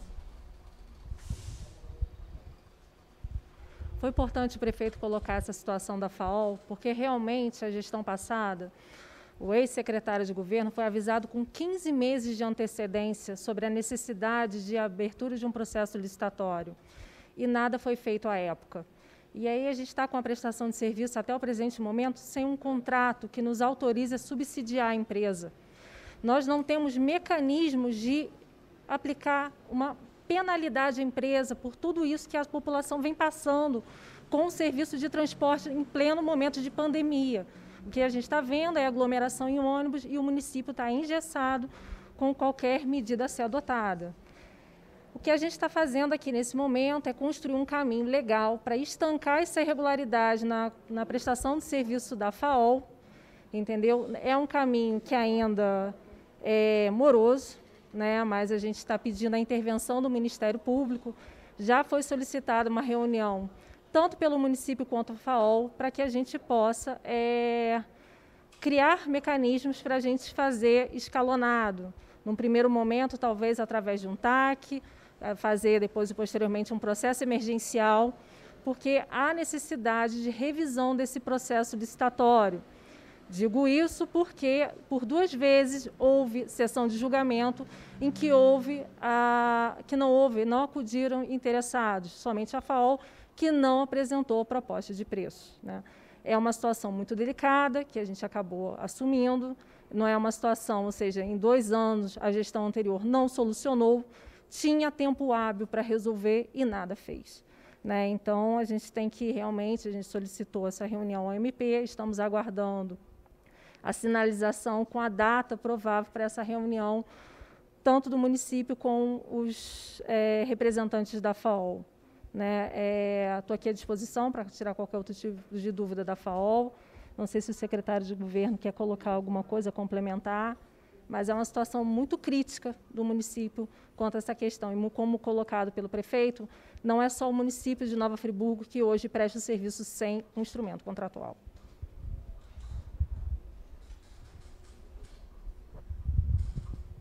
Bom dia também. Olha só para trazer mais luz sobre essa questão, além do que o Johnny já expôs, a Ana Paula também, da complexidade que em torno do transporte público das concessionárias. Primeiramente, que a gente não encontra, chega numa secretaria que não encontra memórias de cálculo, não tem nada. Em um mês, houve um levantamento geral do governo em relação à documentação da empresa de transporte. A gente conseguiu atender o tendão dos dados. Só que o município precisa chegar no osso, porque não existe informação do próprio município relativo ao processo do transporte público. Daí a necessidade aqui já aventada da auditoria, e que tem que ser uma auditoria sistêmica. Passo paralelo, que deve estar querendo saber também, é com relação a 60 e 64 anos. Há uma questão muito séria em torno disso. Primeiramente, em 2012, foi feita uma emenda à lei orgânica que concedeu o direito à gratuidade também aos idosos de 60 e 64 anos. E aí é que se entendeu o seguinte: já havia na lei orgânica a gratuidade dos estudantes, dos idosos a partir de 65 anos e também das pessoas com deficiência. Em 2013, o então prefeito Rogério Cabral entrou com uma ação na Justiça questionando esse direito. E aí é muito importante relembrar isso, que essa emenda à lei orgânica foi, por unanimidade, considerada constitucional pelo órgão especial do Tribunal de Justiça do Estado do Rio de Janeiro. Ora, inclusive com o entendimento do STF. Então, existe um trânsito em julgado no próprio órgão especial do TJ sobre a gratuidade de 60 e 64 anos. Aí, quando me chega o ano de 2019, começam os acordos da então Procuradoria para conceder subsídios. É uma coisa curiosa isso, que tem que trazer a público. Concede, faz acordos, retira dinheiro do Fundo de Mobilidade Urbana, tem que conceder o subsídio, mesmo não tendo contrato, o que é uma situação, no nosso entender, sem embasamento legal. E, quando chega em 2020, encontramos documentos dentro da prefeitura em que o próprio procurador incita um processo de representação de inconstitucionalidade sobre um direito na lei orgânica que o governo, que ele mesmo fez parte, regulamentou em decreto e depois concedeu um subsídio. Ora, então valia a pena a legislação ali atrás para conceder o subsídio? Quando tem um questionamento de subsídio, muda de ideia, e aí promove, abre um processo aqui que a gente tem, a gente mostra para a imprensa, ele mesmo suscitando arrepio. E aí vão entender por que um partido político entra contra esse direito, que é um absurdo. Qual a motivação de um partido político? Aí a gente vai entender as relações do ex-procurador do município com o partido político. Até mesmo a redação do pedido ao TJ, onde obteve uma liminar que ocultou a informação do trânsito ao julgado da lei orgânica. Então, existe uma situação aí grave, que está lá em avaliação no órgão especial do TJ, relacionado a isso. Aí vem uma cobrança, mas o executivo tem que mandar uma lei para lá. Como é que vai mandar uma lei alterando se ainda está em processo judicial? se tem um trânsito em julgado favorável aos 60 e 64 anos. Há uma contradição dentro do próprio TJ. Porque como é que tem uma decisão liminar transitória que contraria uma decisão do órgão especial em colegiado? E, ademais, o município agora, na gestão, não vai tomar medida fora da lei. Então, como é que vai se fazer a concessão de um subsídio sem contrato? Aí é curioso, você manda um projeto para a Câmara aprova, depois você não pode dar o subsídio. Por quê? Porque não tem contrato. Então, como é que a gente vai fazer um ato contraditório desse? Não tem. Então, existe uma questão judicial, de interesse exatamente dessa população, existe um trânsito em julgado, e, por mais incrível que pareça, o governo anterior se manifestou espontaneamente no TJ, impedindo que a gestão agora, nesse momento, pudesse se manifestar em nome do município.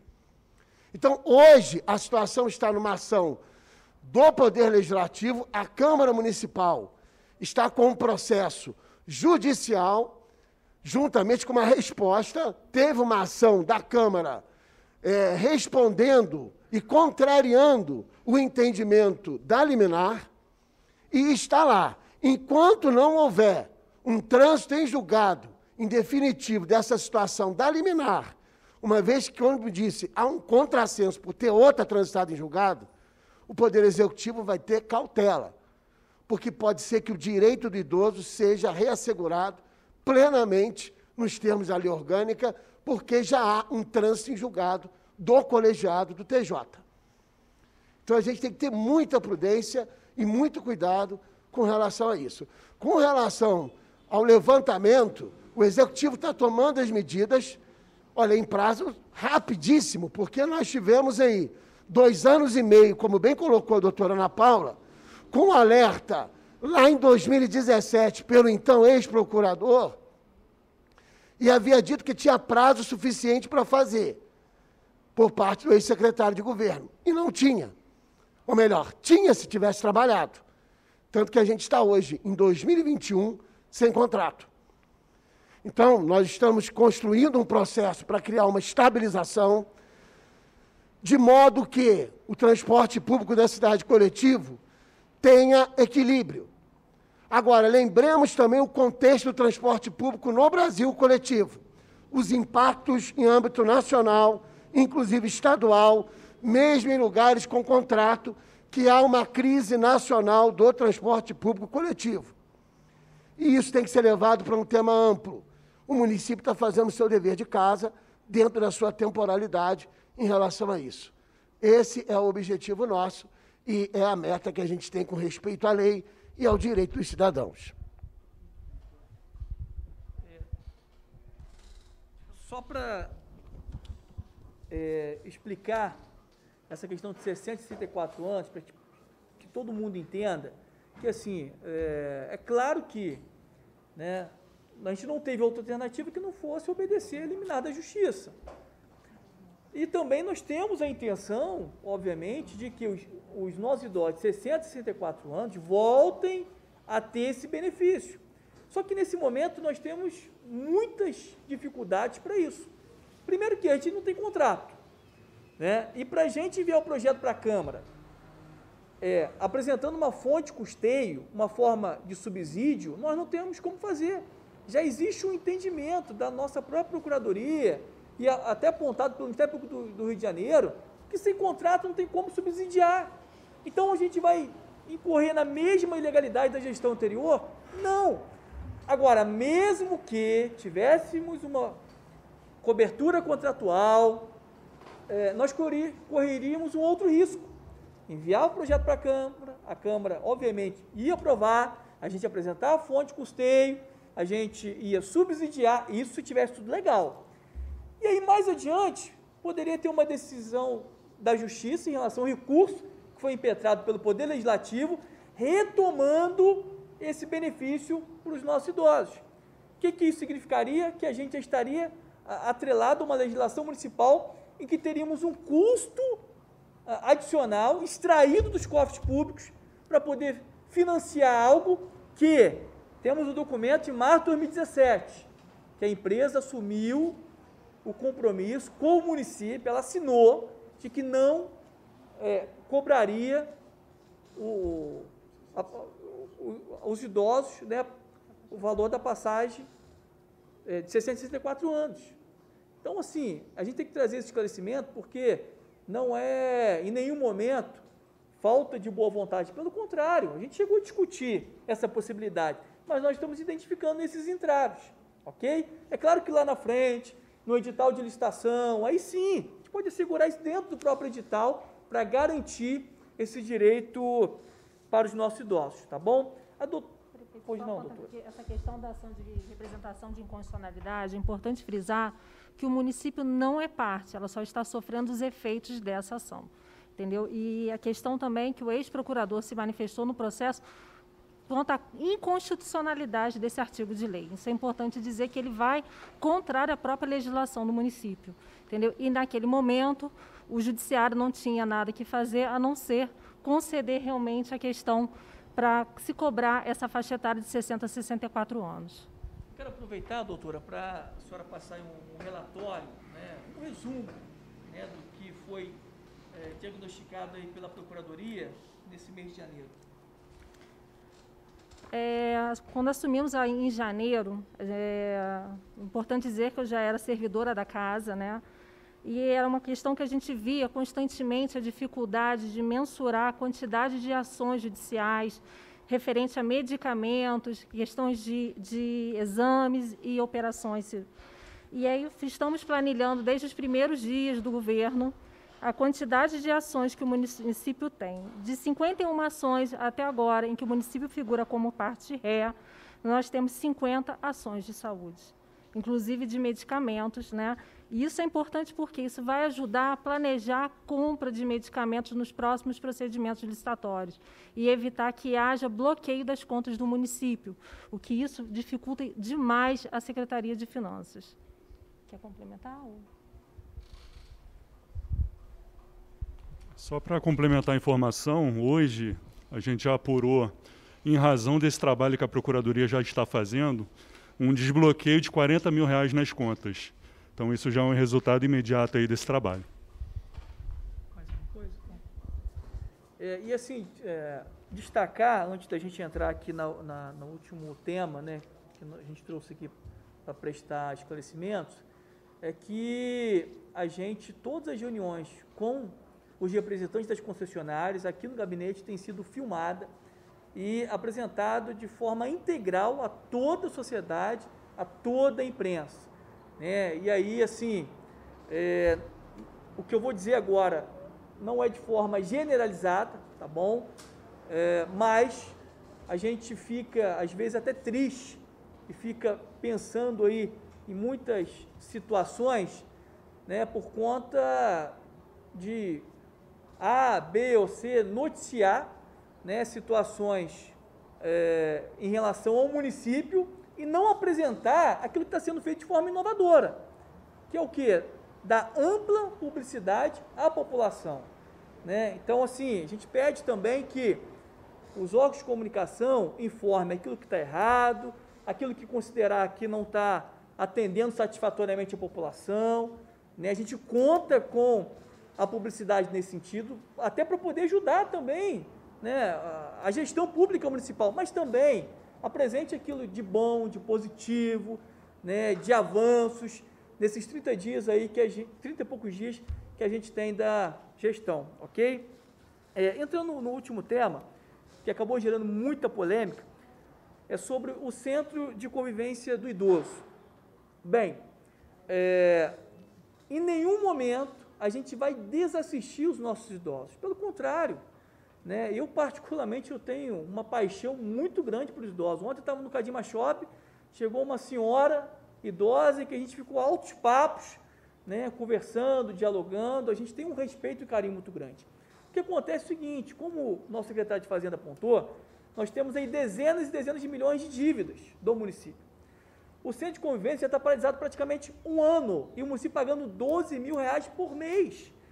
Então, não faz sentido a gente continuar pagando o espaço sem qualquer tipo de previsão de retorno. Então, o que a gente pretende fazer com os idosos? Inclusive, eu conversei com a nossa secretária, né, a Eliana, que tem se dedicado ao máximo, junto com os demais servidores da pasta, é que não era retirar de forma alguma esse direito do idoso, pelo contrário, é ampliá-lo. Por quê? No primeiro momento, o objetivo era gerar essa descentralização para que o CRAS, que tem todo o suporte técnico, dê a assistência necessária. Além disso, a gente conversou sobre o que a gente pode fazer pós-pandemia, que é o quê? Aproveitar as escolas de samba, que pela lei orgânica, por conta da subvenção anual, ela tem que dar uma contrapartida para o município. Uma das contrapartidas pode ser essa, da gente utilizar as quadras das escolas de samba para que seja utilizado ali um centro de convivência, que pode ser permanente ou pode ser itinerante. Inclusive parcerias com clubes da nossa cidade, que eu tenho certeza que seriam grandes parceiros nesse projeto. Nós tivemos semana passada lá em Santa Cruz, academia ao ar livre, abandonada, e não é utilizada por ninguém. A gente pode fazer valer o que estabeleceu na lei orgânica, que é o REPAS, Rede Permanente de Atenção Social. A gente vai instituir isso, né, Pierre? E aí vai gerar essa integração. A Secretaria de Esporte, ela pode muito bem deslocar um profissional, por exemplo, e talvez até uma parceria aí de um estágio, para ir até Santa Cruz, 1, 2 dias na semana, para aplicar uma atividade naquele espaço que está abandonado, na academia ali, para os nossos idosos, né? Outra coisa, a gente tem um sonho, e nós conversamos muito sobre isso. Muito mais do que um centro de convivência, a gente vislumbra termos um centro-dia. O que é o centro-dia? É um momento, é um espaço onde o idoso vai ficar o dia inteiro, praticamente aí no horário comercial, vai ter toda a assistência médica, vai ter as refeições, e nós temos casos de alguns netos, de alguns filhos, que estão impossibilitados de trabalhar ou de exercer suas atividades diárias, porque tem que ficar cuidando do idoso. Então, a nossa visão, ela é ampliada. Então, a população pode ficar segura, principalmente a terceira idade, os nossos idosos, que pós-pandemia, e aí vocês podem nos cobrar, que a gente vai ter muito mais oportunidades, muito mais projetos, né? Muito mais versatilidade para dar aí a devida dignidade e assistência a todos os nossos idosos, tá bom? Então, em relação ao centro de convivência, é isso. Repito, os nossos idosos jamais ficarão desassistidos. E vocês podem cobrar que pós-pandemia nós teremos novas oportunidades para poder assisti-los, né? E também gerar aí os benefícios que eles tanto merecem, ok? Então, da minha parte, eu encerro aqui nesse momento. Se tiver mais alguém, né, Nicole, doutora Ana Paula, Hugo, Carol, Pierre, ok? Então, vamos aí abrir para perguntas, e aí vocês fiquem à vontade, que a gente está aqui à disposição para respondê-los. Bom dia, prefeitos, demais secretários, aos colegas da imprensa. Eu sou o Fernando Moreira, do jornal Voz da Serra. Sobre a questão da retomada das aulas, foi amplamente divulgada a formação desse grupo de trabalho para discutir de que forma essa retomada seria feita. Após a publicação do decreto, alguns sindicatos e entidades, como o CEP e o Simpro, por exemplo, se manifestaram contra e até utilizaram a expressão manobra sorrateira da prefeitura ao publicar esse decreto. De que forma eles foram ouvidos? Eles foram ouvidos, participaram dessa discussão do grupo de trabalho, e por que houve essa decisão, assim, de certa forma abrupta, depois dessa última discussão com a reunião de trabalho e a decisão de publicar esse decreto? E uma segunda pergunta também, a gente acredita que as escolas particulares têm uma facilidade maior de se adaptar a essas normas de segurança e sanitárias. Antes mesmo da pandemia, as escolas municipais, elas já, algumas delas sofriam com precariedade de estrutura. O Rui Barbosa, por exemplo, está lá com o muro escorado, o Colégio Odete está num local improvisado, no Jamil Jaik, enfim.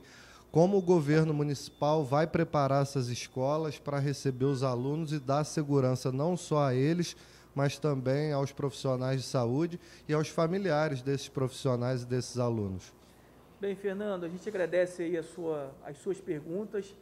Né? Primeiro, esclarecer que quando a gente instituiu o grupo, né, o GT de trabalho, o objetivo dele era a atualização do plano da retomada das aulas. Isso está claro lá no decreto. E na última reunião, já haviam batido o martelo que não haveria qualquer tipo de alteração do plano. Então, significa que o objetivo do GT havia sido alcançado, que eles construíram o plano. Tanto é que grande parte do plano está contido no decreto.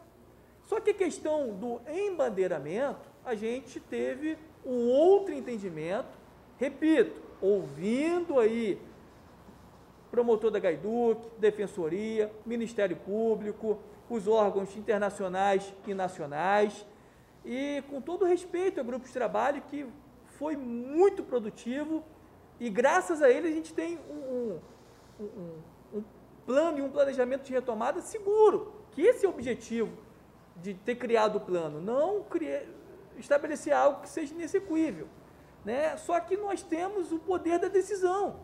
Então, assim, a gente não pode se esquivar das nossas responsabilidades. Se assim não o fizéssemos, repito, não posso afirmar, mas muito provavelmente nós teríamos uma ação movida pela Defensoria, pelo Ministério Público, talvez pelo próprio Gaiduc, e o município teria que reabrir talvez às pressas, não tendo aí esses, pelo menos, tempo, né, de 30 dias. Então, assim, a gente respeita, né, todo o GT, tudo aquilo que eles fizeram, tem o nosso reconhecimento público, nosso agradecimento, inclusive o nosso objetivo é termos uma reunião com eles para conversar, explicar toda a situação, né?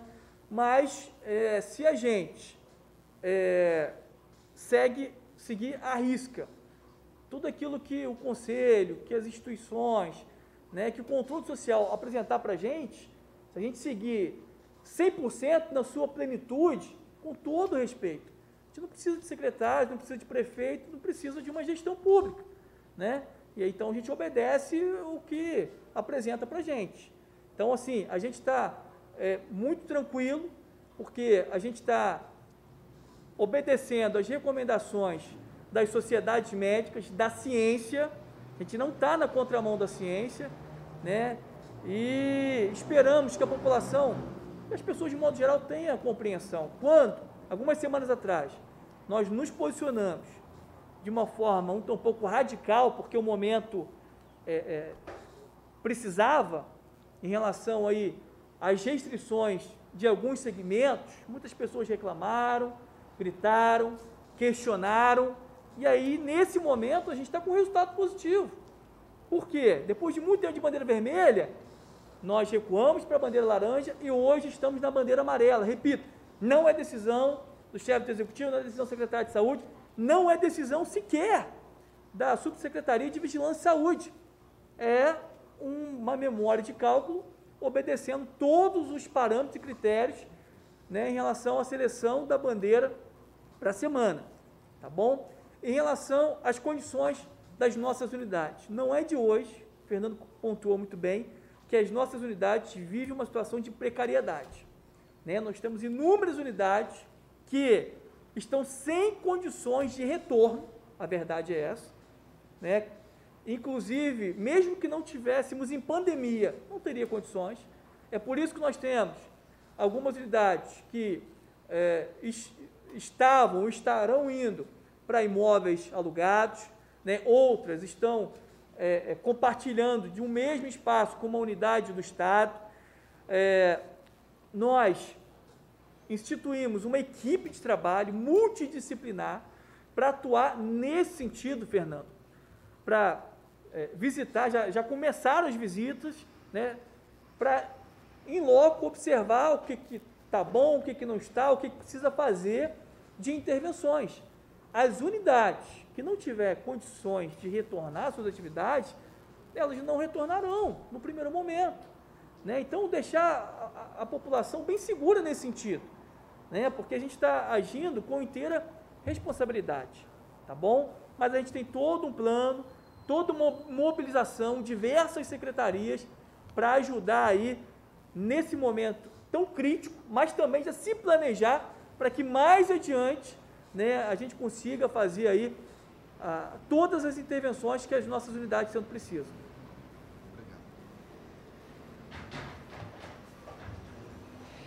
Bom dia a todos, bom dia prefeito Johnny Maicon, também a todos os secretários. Meu nome é Gabriela Bini, falo da Rádio Friburgo.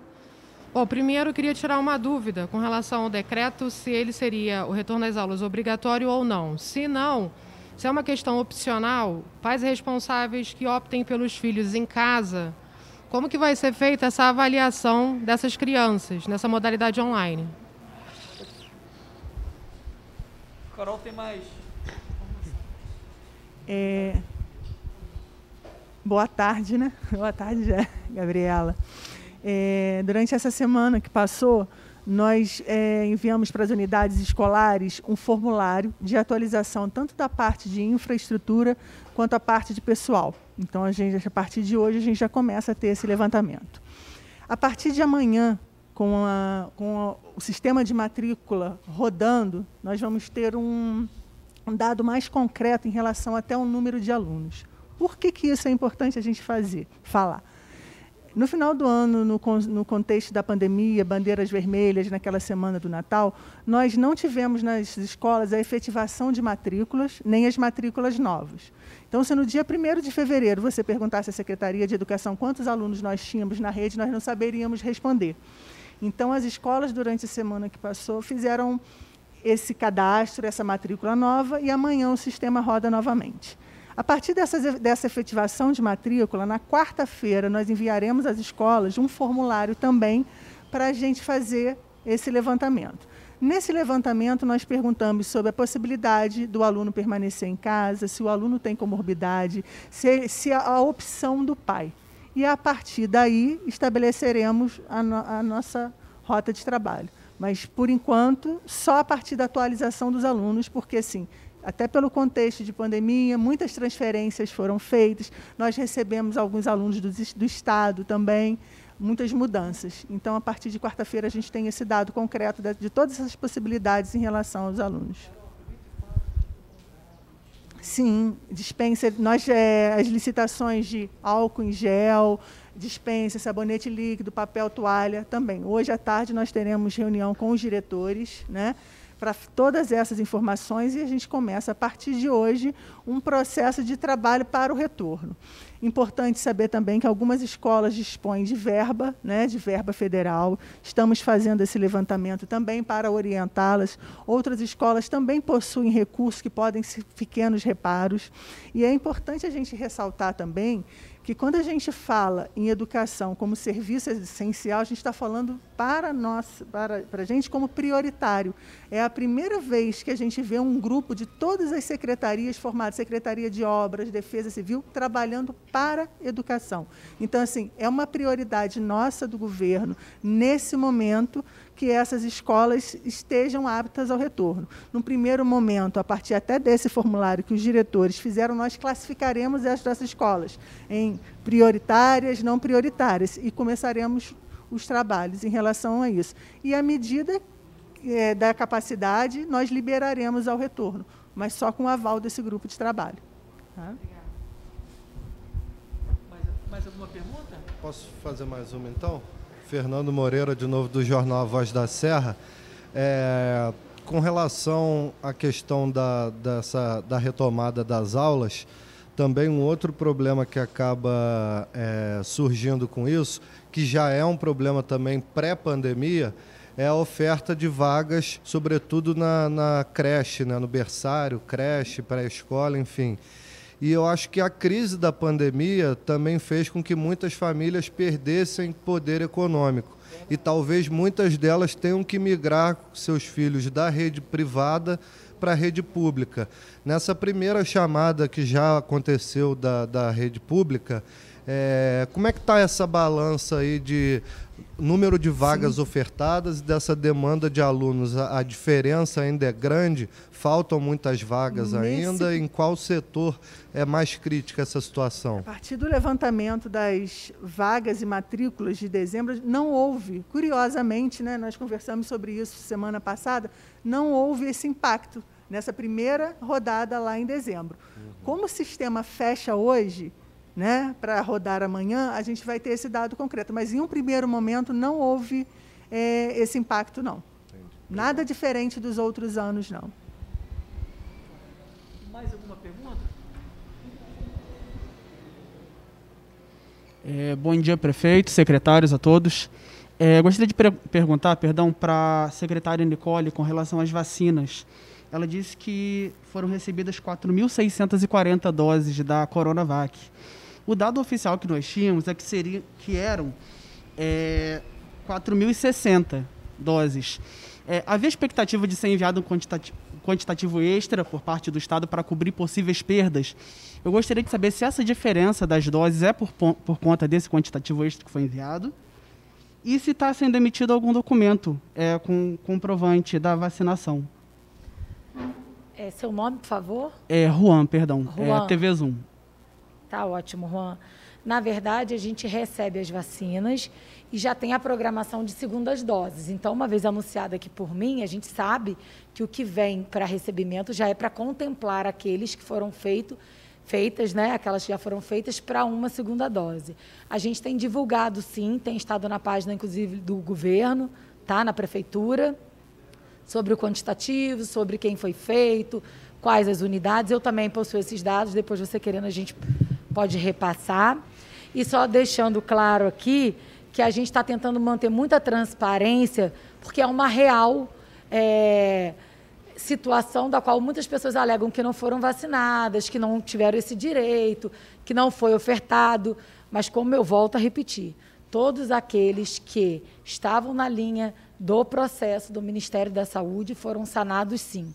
Claro que, eventualmente, pode ter ocorrido um ponto ou outro. Eu, por exemplo, eu tive Covid, eu não posso ser vacinada. Pelo menos até que eu tenha o prazo de 30 dias aí, por orientação do próprio profissional que me atendeu na rede municipal, certo? Então, assim, pode ocorrer com um ou outro profissional, mas a gente tem esses quantitativos, sim, a gente tem dispresa nesses dados. Inclusive, estamos reportando todos esses dados ao Ministério Público, que já foi solicitado e estão todos sendo encaminhados, todos com bastante transparência. Não sei se sanei a sua pergunta. Sim. E com relação ao comprovante, as pessoas que são vacinadas, elas recebem algum documento? Recebem. Os que já têm uma carteira vacinal própria, levam a própria carteira. Os que não têm, é aberta uma carteira vacinal e é entregue a esse profissional. Obrigado. Tá? Nada. Posso aproveitar só para fazer uma pergunta para a Nicole, também até pegando o gancho aqui do colega. É uma curiosidade minha, mas acho que pode ser uma dúvida também da população em geral.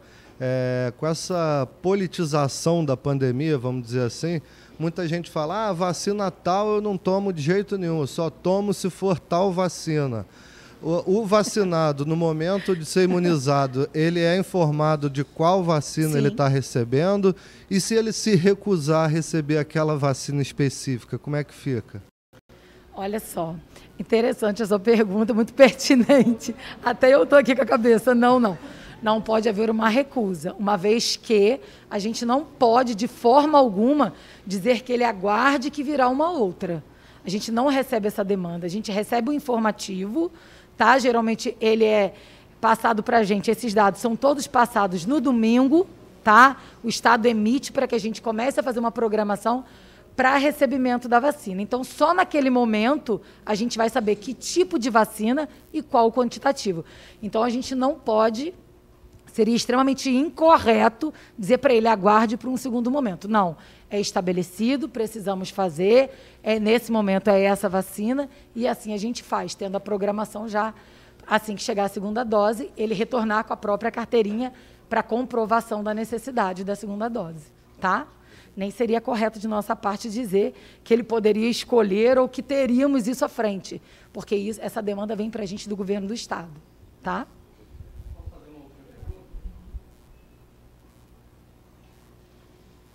Bom, sou o repórter Helder Júnior, do Blitz News.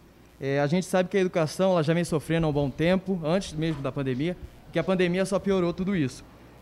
O que se é muito falado é que nem todas as crianças vão manter o distanciamento, como serão os recreios, o movimento nos corredores.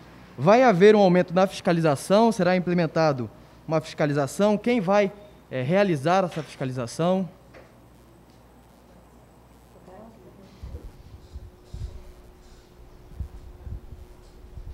A partir do mês de fevereiro agora, com essa demanda de quantitativo que a gente vai receber, nós começaremos as capacitações. Nós faremos simulações, né? Determinada creche, quantos alunos teremos, quantos funcionários teremos, quantos com comorbidade, quantos que podem retornar. Vai haver um trabalho junto à inspeção escolar e os coordenadores do nível central de retomada. É um trabalho, vai ser um projeto individual, né? Cada escola, né? A gente tem hoje, assim, um exemplo importante que a gente pretende seguir, que é a questão da pedagogia da alternância, né? Nós somos um modelo nacional de pedagogia da alternância, que a gente pretende, em algumas escolas, instituir esse modelo de revezamento. Então, assim, a gente não pode falar em um plano único para todas as escolas, é um plano plural, de acordo com cada realidade. A gente tem algumas escolas, elas têm apenas 6º ao 9º, outras escolas têm do maternal ao 9º ano, então não existe um plano individual. Esse plano vai ser estudado e feito junto com a inspeção escolar, coordenações, gestão e principalmente junto com o conselho escolar de cada unidade. Tá? Mais alguma? Fechou? Então, a gente agradece muito a presença de vocês, a oportunidade de a gente esclarecer aqui os fatos, no decorrer do mandato da gestão vai ser assim, a gente sempre com o máximo de transparência possível. Eu quero aqui aproveitar o momento para agradecer todos os nossos secretários, todos os nossos servidores que têm se dedicado ao máximo. Algumas pessoas têm até nos parado na rua falando assim, caramba, como que a gente já está percebendo diferenças e melhorias, principalmente no que se refere ao serviço público. E eu digo o seguinte, olha, que bom que você está satisfeito, mas nós não estamos, e não estamos mesmo, porque sabemos que a gente tem condições de alcançar muitos outros níveis e é nesse caminho que a gente vai avançar, ok? E dizer que, pelo menos desde criança, que eu comecei a entender um pouquinho de política, a gente tem algo inédito aqui na nossa cidade, que todos que aqui estão não têm indicação nenhuma de político, de quem quer que seja. As pessoas estão aqui pelos seus próprios méritos e muitas delas selecionadas pelos próprios servidores, por próprios líderes de segmentos que compõem aqui a sociedade friburguense, porque entendemos que é dessa forma que a gente vai reconstruir a nossa cidade. Repito, somos humanos, temos os nossos erros, as nossas falhas, as nossas limitações, mas em nenhum momento alguns de nós vai ter um erro produzido de modo intencional, pelo contrário. E a partir do momento que nós o identificarmos, vamos mobilizar todas as forças para que sejam realizadas as devidas correções, tá bom? Então, muito obrigado pela colaboração da imprensa friburguense nesse momento tão importante, tão cruel da humanidade, que é aí o avanço da pandemia da Covid-19, ok? Uma boa tarde, uma excelente semana, Deus abençoe a todos.